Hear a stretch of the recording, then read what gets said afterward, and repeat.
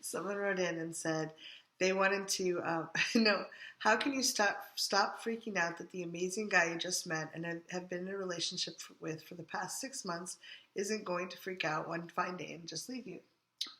How do you not freak out that the awesome person that you just met isn't going to freak out and someday leave you? This is Cathy Bartuli from the intimacydojo.com. And Reid from inaudible.Sex.com. What's your advice? It's sometimes hard, especially if you're starting to like someone. You can start having abundance issues. Mm-hmm. And they said they've been together 6 months. Sometimes sharing a bit of that with someone, like, hey, I noticed that I'm feeling really afraid.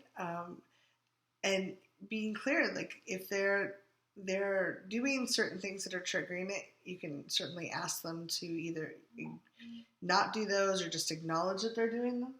But if they're not doing anything, just say, hey, I apparently have some abandonment issues coming up. That doesn't mean you need to process it all with them. You can talk to friends. Yeah, I would recommend not processing everything with the person you're having a relationship with. No, but just sharing that, hey, I noticed I'm feeling afraid of this, like not hiding it from them. Yeah, don't hide it. I mean, the more that you hide your fears from people, they tend to grow. Mm-hmm. Like the snowball keeps rolling down the hill. Yeah. Like ignoring the snowball rolling down the hill doesn't make the snowball stop. Right. It keeps rolling. It gets bigger. Yeah. So I'm just sharing with your partner that you're afraid of this can help. And I love, you have the exit strategies. We have a video on that as well. Mm-hmm.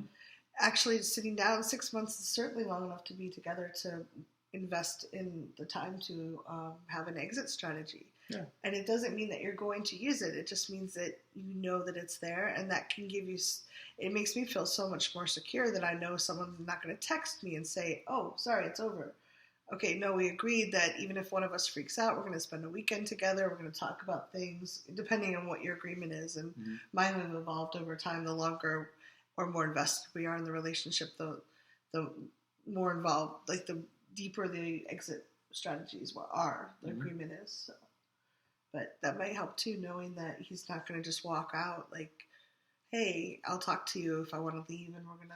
Other thing, there's a great book called by Gay Hendricks. Is it One Giant Leap? The Big Leap.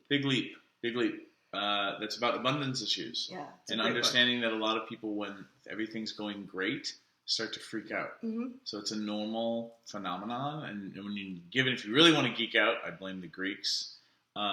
This whole dramatic arc thing where everything's going great and then tragedy strikes. So everything's going great.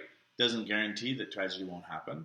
But you may be worrying in advance, which I like to call abundance issues. And those are the issues you want to be dealing with.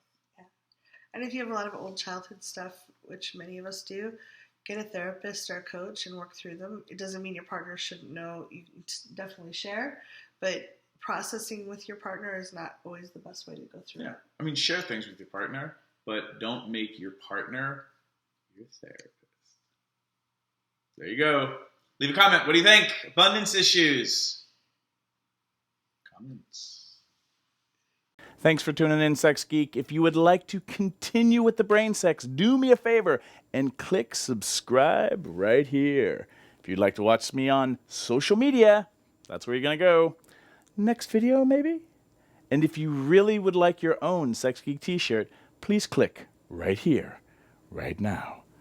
Boop.